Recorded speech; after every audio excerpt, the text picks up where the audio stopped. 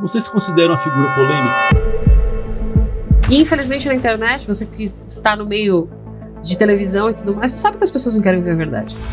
Elas querem ouvir o que elas querem ouvir, não o que precisa ser dito. Vício em pornografia pode levar a pessoa a consumir vídeos de necrofilia. Só que tem uma problemática muito grande. A necrofilia não é um crime. Um corpo necropsiado. E o meu professor era completamente bruto, porque ele gritava demais, porque o Paulinho Goulart já é falecido. Mas como que era essa ameaça? Não, que a gente vai te matar, e a gente vai abusar do teu corpo, você larga a mão do seu corpo.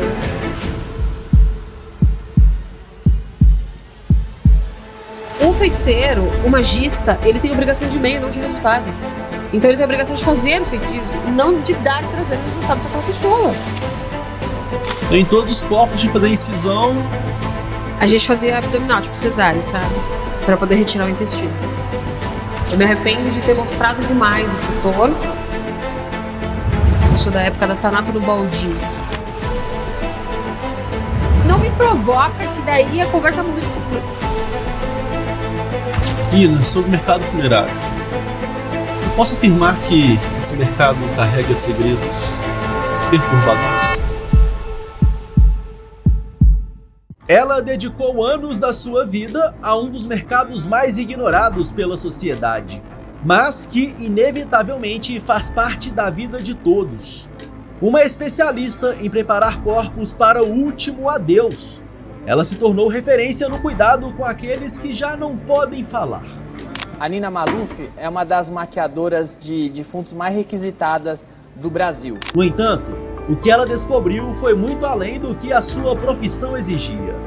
Uma rede de abusos, marcada por práticas assombrosas.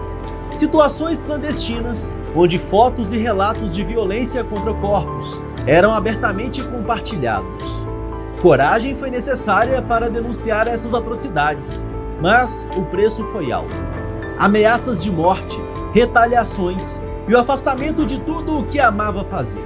Acho que a mente das pessoas está tão doente e perturbada que vai ter gente vendendo esses vídeos também. Quer ver a gente abrindo um morto? Mas você não tem noção da quantidade de vídeos que circulam, não só no nosso meio, quantidade de vídeos que circulam de violência extrema. O gore também é um vício. Hoje, o Vim Te Mostrar, o canal mais curioso do mundo, traz uma das figuras mais polêmicas e, por que não, corajosas do Brasil. Diretamente do Rio Grande do Sul, ela ficou nacionalmente conhecida pela sua atuação no setor funerário e mostrou suas entranhas mais sombrias.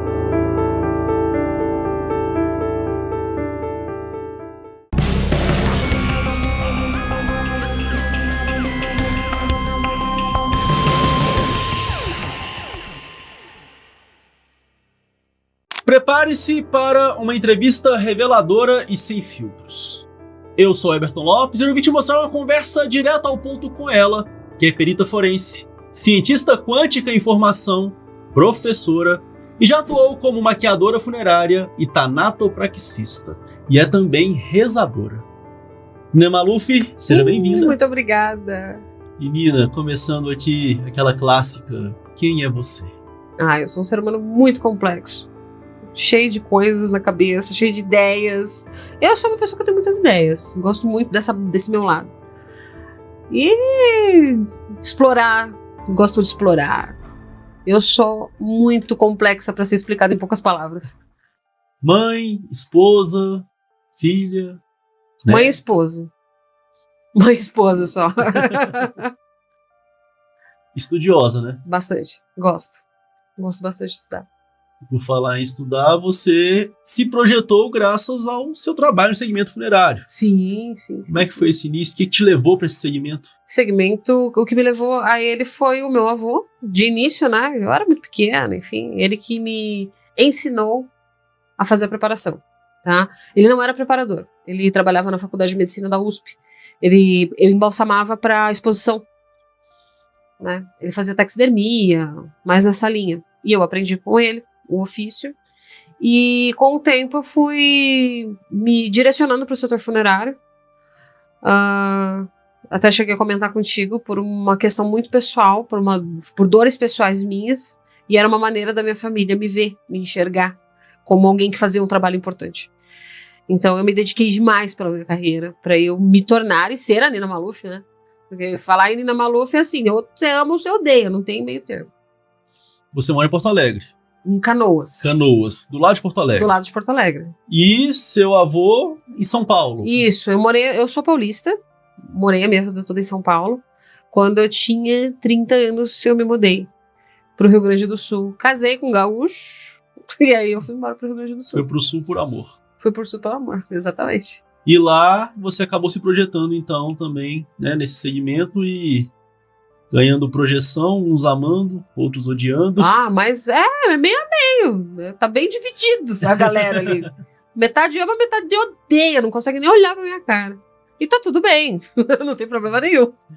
E como é que foi seu começo, Nina? Você se lembra de como foi seu primeiro cadáver? Meu primeiro cadáver foi muito complicado porque foi uma mulher obesa, um corpo necropsiado, e o meu professor era completamente biruta porque ele gritava demais, que o Paulinho Goulart já é falecido. E ele gritava qualquer coisa que você fazia de errado. Eu sou da época da Tanato no Baldinho. Quem é dessa época, mais de 20 anos aí, vai lembrar. A gente colocava um baldinho pendurado num prego, um prego grande, aqueles prego grandão, ou aqueles negócios de botar vaso, sabe?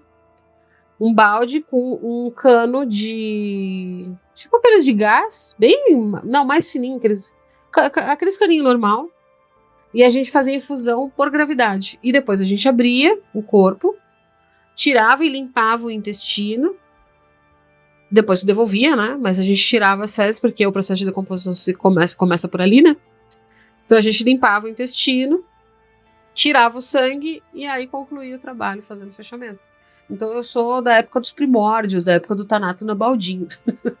Hoje, a tanatopraxia é um processo meio que industrial. Assim, as funerárias colocam volume ali para os profissionais darem vazão, né? E entregarem o corpo o mais rápido possível para as famílias. Sim. Nessa época devia ser mais demorado, né? Nossa, demorava demais.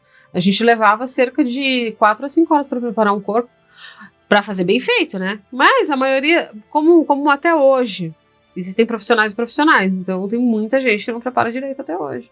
Mesmo com todos os benefícios de maquinário, produtos, agilidade, né? Porque você tem uma bomba aspiradora, você tem uma bomba injetora, então, tipo assim, é tudo muito mais fácil. Naquela época era tudo manual. E mesmo assim a gente tentava fazer uma boa entrega. Hoje em dia, mesmo com todos esses recursos, as pessoas ainda fazem uma má entrega. Então, em todos os corpos, tinha que fazer incisão. A gente fazia abdominal, tipo cesárea, sabe? Pra poder retirar o intestino. Todos os corpos do nosso professor fazia a gente fazer isso. E aí, quando eram corpos necropsiados, devia ser mais desafiador ainda, né? Nossa, aí a gente eviscerava tudo, colocava em saco plástico. Era bem mais complexo. Fazia uma sujeira. Hoje em dia a gente já tem outros recursos, né? Que a gente usa o próprio sistema circulatório, faz a infusão dos líquidos, enfim. Então a gente tem um outro caminho aí que a gente está trilhando, que é muito bom. Inclusive, a preparação brasileira é uma das melhores do mundo. Isso eu posso te afirmar. Não é igual a dos Estados Unidos, não é igual a da Europa. A nossa é uma das melhores. Tá? Eu não sei te dizer qual que é a melhor, mas com certeza a nossa está num dos tops 3 aí das melhores do mundo. Só que aquilo, né? Ainda não se valoriza a mão de obra. Você diz melhor que é no sentido de entrega. De entrega mesmo. Do corpo ficar impecável durante vários dias. Então, ele consegue comportar uma viagem internacional, ele consegue comportar um velório prolongado, né? Pela qualidade daquilo que se entrega. Isso quer dizer produto, quer dizer mão de obra? Mão de obra, produto, enfim, tudo que nós temos aqui. Mas por quê? Porque nós utilizamos formaldeído. Tanto na Europa quanto nos Estados Unidos se utiliza formal. Eles utilizam produtos à base de glicerina. A glicerina também é conservante, mas ela não conserva tanto tempo quanto formal. Vivendo e aprendendo. Nina, você também atua numa outra área, que é uma área bem peculiar, né? Que é a perícia judicial. Perícia judicial? Como assim? Então, eu atuo em 2 segmentos dentro da perícia, tá? Além de dar aula. Eu atuo dentro do segmento de perícia judicial funerária, que são 2 caminhos. A gente atua em prol do cliente que processa a funerária, e nós atuamos em prol da funerária para evitar o processo. Tá? E eu atuo também no segmento religioso. Então, eu sou uma estudiosa do meio religioso, psicologia das religiões, voltado somente para pessoas que, por exemplo, sabe, quer ver um processo bem bobo? cara fez o feitiço e não funcionou. Fez uma amarração pra mulher não voltar, ela não voltou.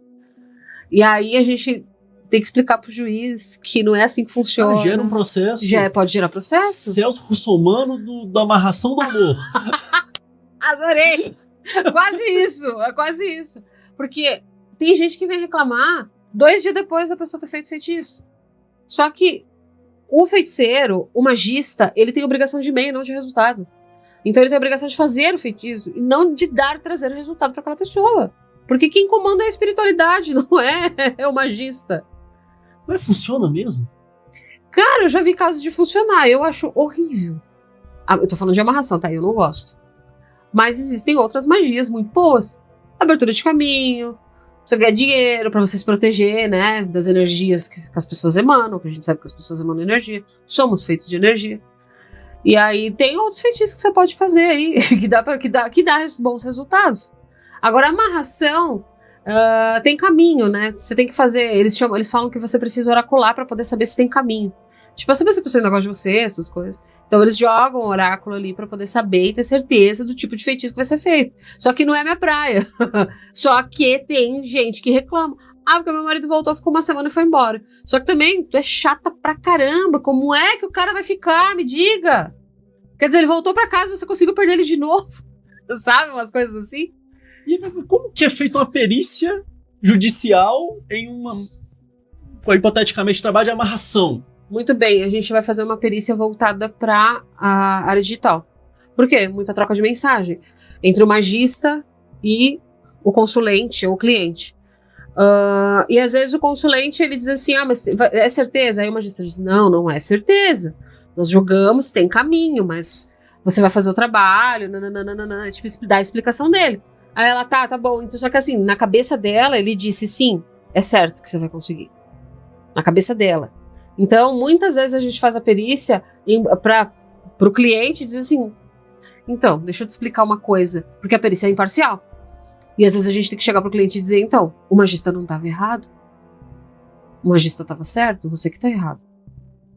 Não usa essa perícia porque você vai se prejudicar. E por muitas vezes o magista promete resultado. E não pode prometer resultado. Aí sim tem um crime.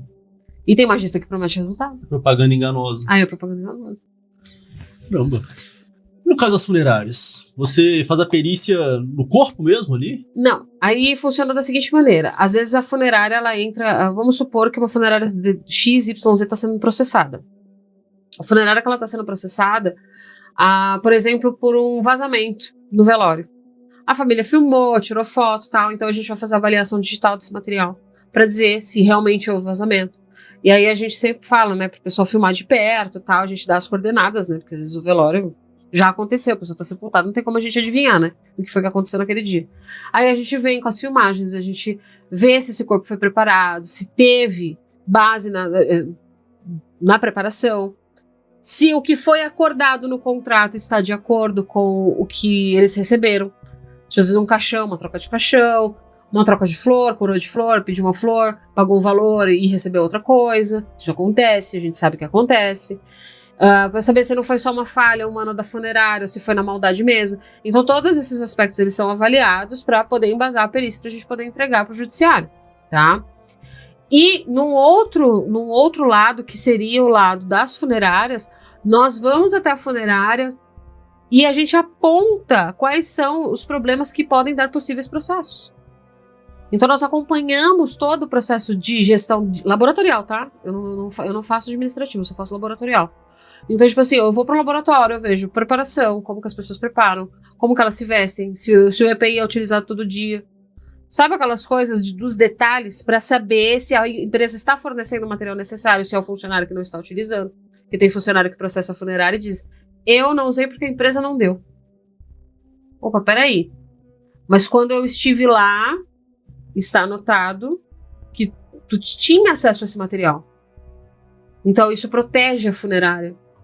Entende? Então a gente faz também esse trabalho preventivo, que a gente chama de perícia preventiva. Então a gente vai até as funerárias e faz os apontamentos para que elas possam fazer as correções em tempo hábil de não sofrer no processo judicial. E tem muita demanda? Tem bastante demanda. E não é só lá no Rio Grande do Sul, é a nível Brasil. Porque como eu gosto de inventar muita moda, eu sou a primeira perita funerária no país. Não existia essa especialidade. Então, quando começou a pipocar os processos funerários, os juízes começaram a me chamar. Porque quem nomeia, nesses casos, são os juízes, né? Os processos que já estão em andamento.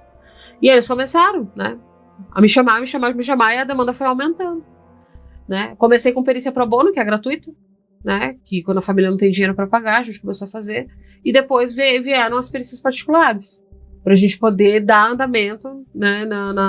Aí muitas funerárias também começaram a contratar a gente, para a gente poder visualizar e ver o que é falho. Muita coisa. Nina, sobre o mercado funerário. Eu posso afirmar que esse mercado carrega segredos perturbadores? Sim, com certeza. Carrega sim. Por quê? É um assunto delicado, mas a gente pode falar tranquilamente, não tenho problema em falar sobre isso, sobre a questão do vício em pornografia. Você sabe bem que a gente funerário fica mais tempo parado do que trabalhando. A gente fica de plantão, bota as pernas pra cima e celular. O vício em pornografia pode levar a pessoa a consumir vídeos de necrofilia, né? Porque é uma escalonada. Quando a gente fala de pornografia, é uma escalonada, e aí a pessoa vai escalando no vício até chegar num ponto onde ela acaba segmentando para o lado da necrofilia. E por ter o corpo e acesso a esse material, a probabilidade de dar uma grande bobagem dentro da funerária não é pequena. Não é pequena. Você acha que é uma prática recorrente hoje, ainda, mesmo as funerárias, pelo menos o que eu observo como repórter, que as funerárias têm investido em sistemas de segurança e tudo, mas você acha que ainda é comum? É comum, sim. É comum. Cara, necrofilia tem datado desde 1600 e bolinha. Sabe? Os primeiros relatos de necrofilia, se não me falha a memória, de 1634. Então a necrofilia, ela sempre existiu. Né? Agora, que é uma recorrente maior agora pelo acesso à internet, pelo vício em gore, pelo vício em pornografia, como nós já havíamos conversado em outro momento, sim. E aí, falando sobre isso, eu vou até a festa do IML. Festa no IML. Um caso de repercussão nacional. Né? Sim. Inclusive, eu recebi ameaça de morte por causa disso, né? O que foi a festa no IML? A festa no IML foi um grupo de pessoas que, na verdade, eu acho que eles nem tinham tanto acesso assim, mas alguns deles tinham acesso ao IML porque por trabalharem, por serem funcionários, a gente não sabe exatamente quem são essas pessoas. Algumas a gente conseguiu identificar, foram punidas, enfim, responderam o processo por isso. Só que tudo corre em segredo de justiça, tem um processo rolando até hoje, tá? Mas existem alguns grupos que eles fomentam o crime de necrofilia. Só que tem uma problemática muito grande. A necrofilia não é um crime no Brasil. Não? Não. Não é crime. Se enquadraria como Vilipêndio de cadáver. Só que vilipêndio de cadáver da cadeia? Não dá. É menos de 5 anos. Vai dar serviço comunitário. E como necrofilia não é crime, não pode se enquadrar em estupro de vulnerável. Porque a pessoa, ela deixa de ser uma pessoa civil a partir do momento da morte. Então ela se torna um objeto do Estado. Tem uma série de problemas aí que precisavam ser sanados. Cheguei a levar isso para o Ministério Público. Cheguei a levar para na época, a ministra dos Direitos Humanos era a ministra Damares Alves. Ela me recebeu. Foi ótimo, mas não fizeram absolutamente nada. Caramba. Uhum. E hoje você tem feito algo movimentado com relação a esse tipo de assunto? Sempre que há denúncias, a gente movimenta, a gente manda para o Ministério Público, mas a gente não vê um resultado efetivo, tá? Não existe um resultado efetivo com relação a isso. Você disse que foi ameaçada de morte. Sim, várias vezes. Inclusive, entrei no programa de proteção à testemunha. Quem te ameaçou? Não sei. Até hoje, ninguém sabe. Mas como que era essa ameaça? Não, que a gente vai te matar, e a gente vai abusar do teu corpo, que você larga a mão de ser trouxa. Você recebia mensagens? Mensagem, ligação. Já chegaram a me parar na rua, me pegar pelo braço. Só que eu sempre fui muito folgado. Então, eu fui criada na periferia de São Paulo. Então, eu sou folgada por natureza. Então, a pessoa vai pegar no meu braço, me solta, mas você tá ficando louco. Vi, a pessoa não tava armada. Só soltou assim. Não sei se foi maldadezinha, não sei se foi ameaça, mas assim, as ameaças foram recebidas. A gente comunicou à polícia, a Brigada Militar na época. E durante um bom tempo eu fiquei sendo assistida. Quando você disse que foi assistida, entrou nesse programa, o que mudou na sua vida? Tudo. Primeira retaliação do serviço funerário, né? Porque eles me retalharam. Aí que eu entrei na área de perícia. Porque eu cheguei a perder trabalho por causa dessa história. Porque eu comecei a denunciar e as funerárias não queriam ter o meu nome ligado a elas. Você não era funcionária de uma funerária específica? Não, eu sempre fui prestadora de serviço. Então te acionam, você vai lá, prepara, E vem embora. e nesse momento que você deu luz a esse assunto, Cerraram os meus trabalhos. Ao ponto da gente se apertar em casa. Né? Então eu falei, ok, beleza. Aí foi quando eu conheci uma pessoa, um grande amigo meu, que me apresentou o curso de perícia, e eu fiz o curso de perícia e acabei me tornando perita. Nesta área. Falei, se não vai de um lado, vai do outro. Vocês não gostam de mim, vocês vão ter que me engolir igual. e as autoridades foram omissas. Muito, muito. Eu vou fazer o quê? É a lei do Brasil, não existe lei de necrofilia, não existe uma lei. A gente tentou a aprovação, mas não deu. E Você houve tentou a alguma assinatura? devolutiva com relação a isso? Nada, de forma alguma. Por quê? Você tem alguma teoria sobre isso? Motivo de não Morto criminalizar? não fala, cara. Morto não fala. Pra que eles vão criminalizar um negócio que não vai dar retorno pra eles?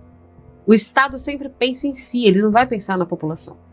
É besteira a gente achar que o Estado vai ser benevolente com o seu cidadão. Não vai.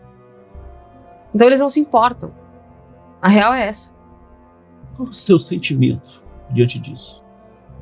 Sinceramente, já era de se esperar. Não fico nem indignada. É só de frustração mesmo por a gente não ter atingido o nosso objetivo. Mas eu lavo as minhas mãos, eu fiz a minha parte. As denúncias estão feitas, o pedido de regulamentação foi protocolado. Inclusive, a gente pediu para protocolar os cursos, porque para não dar acesso a tantas pessoas da forma como tem sido. Porque os cursos de tanatopraxia são facilitadores. Hoje, eu tenho menos alunos, mas eu faço uma triagem. Entrando nessa seara dos cursos, eu vejo que tá pipocando. Muitos professores... Você chuta uma moita, sai 10, né? Como você vê isso? Você que é da época da Thanato no balde e agora vê tantos professores. Joga no Google, aparece muitos. É que o problema é que não tem regulamentação. Então, eu não estou aqui menosprezando o conhecimento das outras pessoas, mas tem gente que não tem sequer um curso superior, um curso técnico que seja, sabe? Tem gente que não é um semi-analfabeto, não tem ensino médio e dá aula. E isso acaba prejudicando o mercado. Claro que prejudica, tu tem uma alta demanda, porque eles prometem muitas coisas que não vão cumprir, que não vão ser cumpridas. Alta empregabilidade, alta taxa de aceitação, alto isso, alto aquilo. A pessoa, nossa, não tem ninguém para fazer esse trabalho. Quem não conhece o mercado se ilude com essa frase. E aí, quando a pessoa faz o curso, ela dá com a cara na porta. É que nem curso de necrópsia. O cara vai fazer o curso de necrópsia, só que ele não se ligou que ele tem que prestar concurso público. Aí quando você fala, porque você não gosta que as pessoas sonhem. Sonhar errado, pô. Sonha certo, pelo menos. Não, as pessoas querem sonhar errado. Então sonha errado. Quer fazer o curso, faz. Vai lá se lascar. Não vai ser pelas minhas mãos que você vai se lascar. Então eu não dou. Eu podia ganhar muito dinheiro com isso. Mas eu nunca fiz questão. Porque o que eu não quero pra mim, eu não vou fazer pro outro. E é uma polêmica, né? Porque as escolas vendem como se você fizesse o curso e fosse trabalhar no IML. Sim, exatamente. Por quê? Porque os profissionais que estão ensinando não são da área. Você consegue ver que é tipo assim, é dinheiro. Tudo é sobre dinheiro. Não é sobre ensinar. É sobre dinheiro. Você se considera uma figura polêmica? Sim, bastante. Por quê? Porque eu falo o que tem que ser dito. E infelizmente na internet, você que está no meio de televisão e tudo mais, sabe que as pessoas não querem ouvir a verdade. Elas querem ouvir o que elas querem ouvir, e não o que precisa ser dito. Então, quando eu falo o que precisa ser dito, as pessoas se doem. Essa semana mesmo, eu fui atacada por uma outra mulher, porque eu discordei de um determinado assunto na internet. E eu falei, vamos falar sobre feminilidade tóxica, você não tem noção da chuva de hate que eu levei. Olha a minha cara de preocupada. O problema é delas, porque elas só... falando desse assunto especificamente, muitas mulheres me criticaram por eu estar defendendo o óbvio. Que nem todo homem é calhorda, que nem todo homem é um mau pai, que nem todo homem é um péssimo marido. Foi só eu falar isso, pronto, aí veio. Aí Aquela enxurrada de mulher que, se você discorda delas, elas te odeiam. Você tem inimigos no segmento funerário? Tenho. Declarados. Inimigos declarados? Declarados. E os que não são meus inimigos declarados são meus fãs enrustidos. Daria pra citar algum? Ah, não. Não vou tocar tambor pra doido dançar. Mas depois em off eu posso te contar. Você mudaria algo na sua trajetória? Algo que você deixou de denunciar, de fazer, de falar? Você se arrepende de algo? Me arrependo. Eu me arrependo de ter mostrado demais o setor, da forma como eu mostrei, porque pessoas se utilizaram isso da forma errada. Quando eu comecei a postar fotos, por exemplo, de corpos, todas aquelas fotos do meu projeto pessoal, que é a Morte em Preto e Branco, todos, eu tenho uma pasta com mais de 5.000 fotos e mais de 7.000 autorizações. É que algumas eu perdi, mas autorizações por escrito de cada corpo. Eu sei o nome de cada um deles. A causa morte e a família assinou me dando autorização para fotografar. Porque faz parte de um projeto. Não é uma coisa aleatória. Só que eles se utilizaram do meu projeto para começar a expor a morte de uma forma, vamos chamar assim, de escárnio. Como se fosse um escárnio. E eu detesto a forma como está sendo exposto hoje. Foi uma das razões pela qual eu tirei todo o meu conteúdo da internet. E aí esse projeto foi descontinuado? Foi descontinuado por hora, até eu entender melhor como que eu vou fazer isso, porque eu gostaria de fazer uma exposição. Eu gostaria, inclusive, de chamar as famílias que me deram essas autorizações. Mas como esse projeto ele é muito antigo, tem muito telefone desatualizado e tudo mais. Mas eu gostaria sim, eu gostaria de chamar essas famílias, porque foram elas que autorizaram. É um projeto artístico, não é um projeto qualquer. Só que muitas pessoas, para poder subir no hype da internet, se utilizaram dos corpos de pessoas sem autorização. Você não mencionou quem são seus inimigos, mas quem você considera que são referências, pessoas que você vê e do fala, setor? do setor e que você aplaude? É difícil, sabia? Você me fez uma pergunta difícil. Cleiton Maquiora é uma pessoa que eu odiava e hoje eu admiro muito. Somos amigos, inclusive. A gente se odiava à morte, porque eu sou muito bocuda e ele achava que eu não tinha que falar, mas eu sempre admirei muito ele. Lorival Panhosa, embora ele não goste de mim, eu sei que ele não gosta de mim, eu o admiro muito, porque ele não chegou onde ele chegou à toa, né?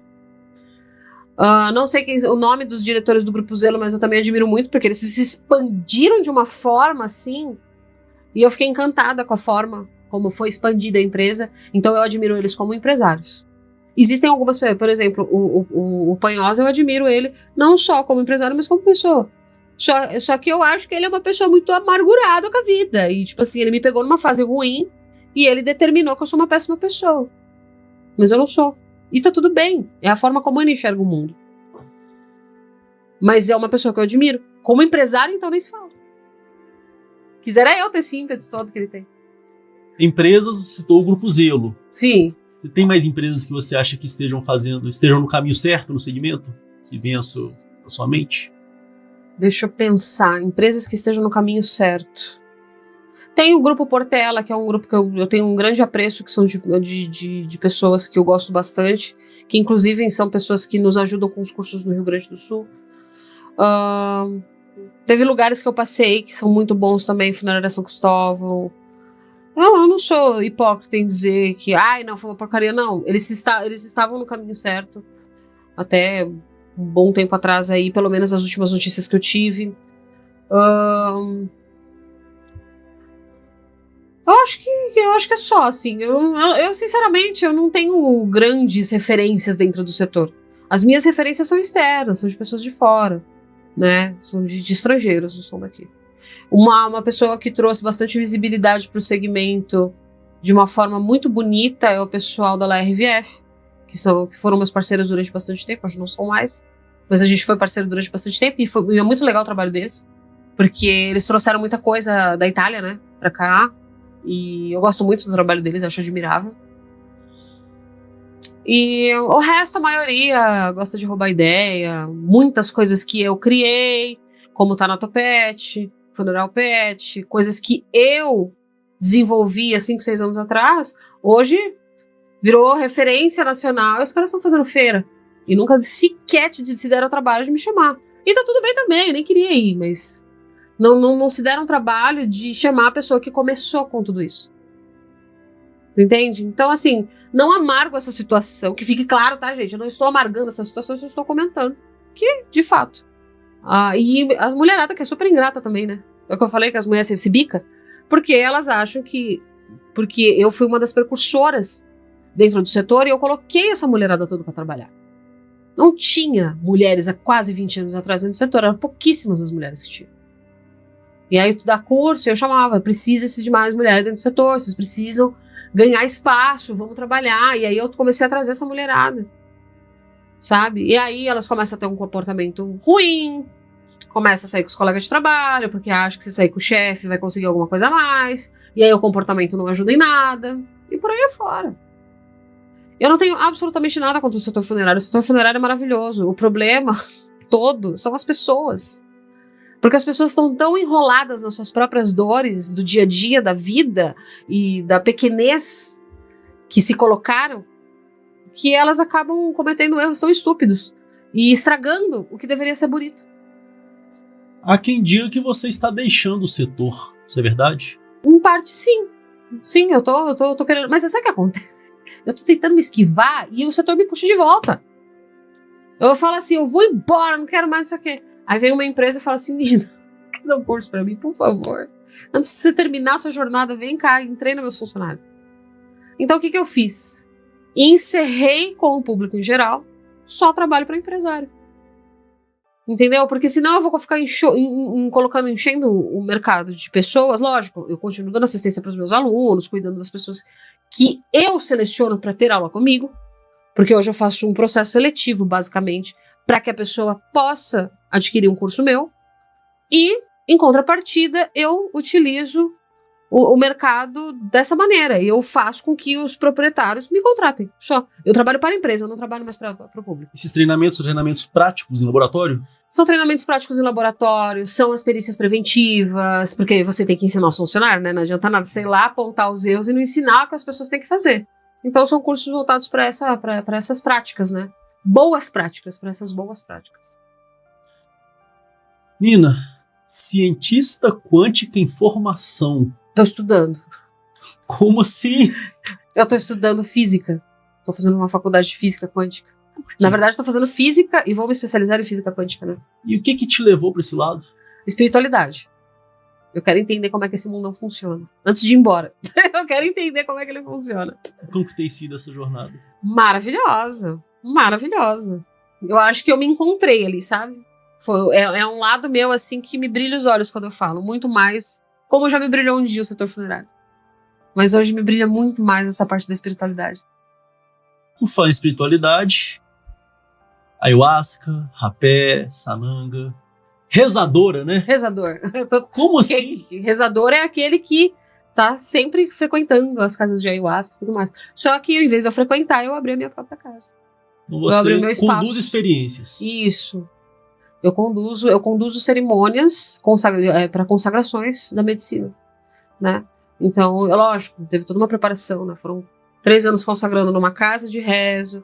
Eu saí dessa casa numa boa, sem estresse, embora as pessoas não tenham gostado muito, mas eu saí numa boa. Comecei a estudar, fiz umas imersões com alguns indígenas para poder me aprimorar no conhecimento. Por exemplo, para saber interação medicamentosa, se medicação X, quanto que eu tenho que servir de chá, sabe? Essas coisas, precisa saber. Porque tem pessoas que vão com algumas medicações, por exemplo, que elas não podem consagrar. E eu preciso saber disso, porque senão elas podem entrar em surto. E não pela medicina fazer mal, mas é porque ela entra em combate com a medicação. E aí potencializa o remédio e não a medicina. E aí a pessoa pode começar a ter, ela pode convulsionar. Então tem uma série de coisinhas que a gente tem que cuidar, sabe? É uma religião? Não. É um estilo de vida. Se a gente for falar em termos de religião, nós chamamos de universalismo. Que a gente abraça todas as religiões. Eu tenho um altar budista, eu tenho um altar com os orixás, eu tenho um altar de Hecate, né? Inclusive eu tô fazendo uma quarentena devocional para ela. A gente tem os egípcios, que são os primeiros da nossa civilização, né? E por aí afora. Então eu tenho várias coisas ali, porque quem se sentia à vontade de cultuar qualquer coisa ali, já está por ali. O que é mais comum são os orixás, né? Então eu tenho um altar cheio de orixá. E aí a gente sabe quando algum irmão da casa, porque eles não são filhos, né? Eles são irmãos da casa. Quando algum irmão da casa, por exemplo, é devoto de Iemanjá, é devoto de Oxóssi, aí a gente coloca. A gente vê que a pessoa tá numa dor muito profunda ali, tendo a tal da peia, né? Que é o processo espiritual de intenso aprendizado.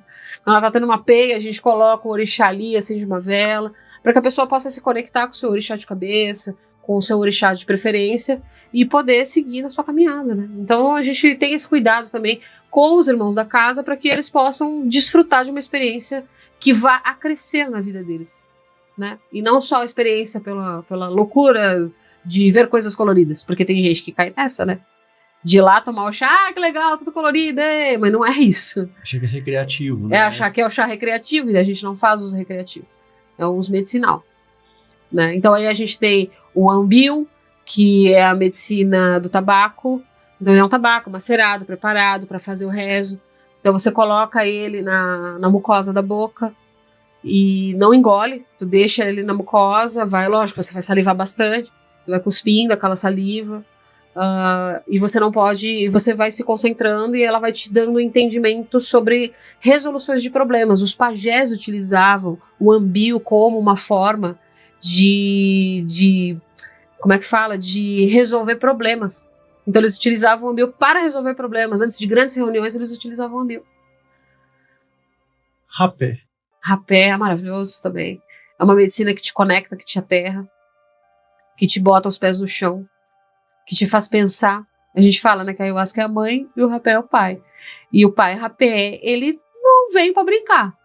Ele vem para te mostrar que é pé no chão e firmeza, né? Tanto que tem uma parte da música que fala assim, firmeza no pé. Quero ver quem vai vir receber pai rapé. Então a gente recebe o pai rapé, às vezes de pé, às vezes sentado, tanto faz, mas a gente tem que receber o pai rapé para trazer esse entendimento e principalmente para ancorar e aterrar quando a gente faz uso da medicina ayahuasca. Sananga. Sananga para clarear a visão. Aliás, se você já teve essa experiência ou alguém já teve essa experiência, sabe, pingou a sananga, vai arder, mas você abre os olhos, é tudo em 4K, né? Fica tudo em HD. É muito legal. E ela amplia a visão, ela amplia o entendimento, do olhar do entendimento da vida. Ela é bem interessante. A ayahuasca é expansão de consciência. Que é a mais projetada, né? É a mais projetada, até porque ela te leva, né? Nós temos o chacrona mariri.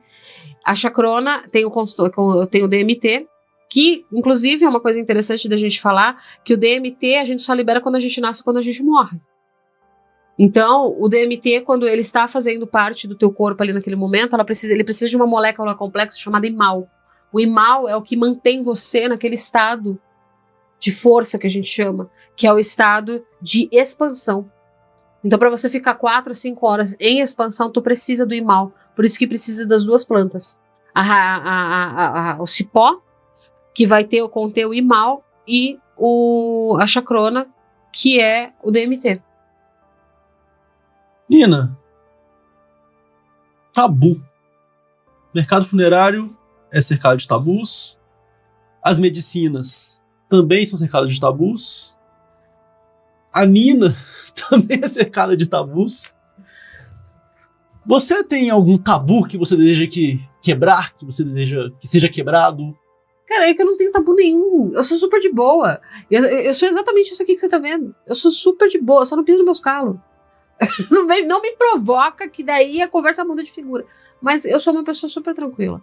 Eu não sou a juíza, eu não julgo ninguém. Eu não sou uma pessoa complexa demais pra se conversar. Eu sou uma pessoa esclarecida, então eu não tenho tabu. Eu acho que quem tem tabu são as pessoas, não eu. Porque quando tu é uma pessoa resolvida com a sua essência, que tu entende quem tu é de verdade, não tem tabu de nada. Você fala sobre tudo, inclusive com qualquer pessoa. Sem medo.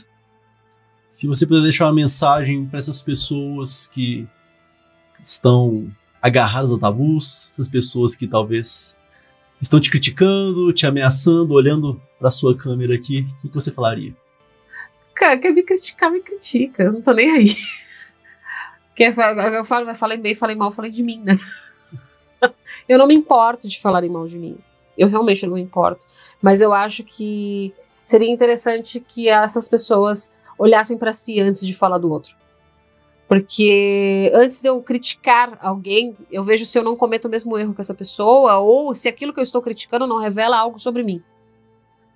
Uma dor minha, alguma coisa complexa sobre mim. Então eu procuro sempre analisar por esse lado. Então eu vou criticar fulano de tal, ok. O que espelha nele em mim? O que é dele que espelha em mim que me dói? O sucesso? Por que não, né? Às vezes a gente tem umas invejas, tipo Elon Musk, que eu tenho inveja dele. Queria ter a conta bancária do cara, mas não tenho. Então olha assim, mas esse Elon Musk aí, eu fico com raiva dele, mas não é a raiva dele. É porque eu não conseguia fazer o que ele faz.